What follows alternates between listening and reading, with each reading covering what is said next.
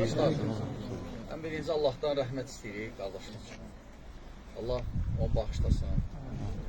Allah qiyamət günü ona Peyğəmbər sallallahu aleyhi ve sellem şəfaatini nəsib eləsin. Təbii ki, biz hələ belə yerdə deyilik. Bura qəbristanlıqdır, bura həyatın sonudur. Lakin insanlar bunun çoxsu başa düşmür. Əksinə, qəbristanlıq ibrət yeridir.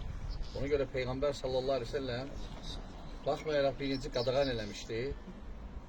İnsanlar hələ İslamı yaxşı tanımamışdılar. Sonra tanıyandan sonra dedik, gedin ziyarət edin qəbristanlığı. Ahireti yada salın. Bura ahirət yada salan yeganə yerdir dünyada.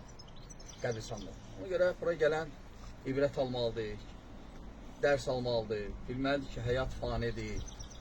Həyat hasansa sönəcək sənin üçün. Və bu bir mərhələdir. Biz keçirik sonra bərzəx aləminə, ruh aləminə. Sonra təzdən qalxacaq qiyamət. İnsanı bu narahat eləməlidir. Lakin insanlar çoxsu bundan qafildirlər. Ona görə bura ibrət yeridir. Ahireti yada salmaq yeri. Və həmçində təbii ki, qardaşımız dünyasını dəyişib. Allah onu bağışlasın.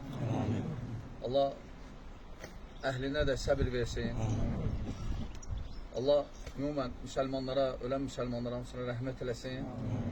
Və bu qədər qardaşlar, məsul qardaşımızla razılığını bildirir hamımızdan. Allah razı olsun. Esselamu aleykum və rəhmətullah və bərəkatuhu. Aleykümselam və rəhmətullah və bərəkatuhu.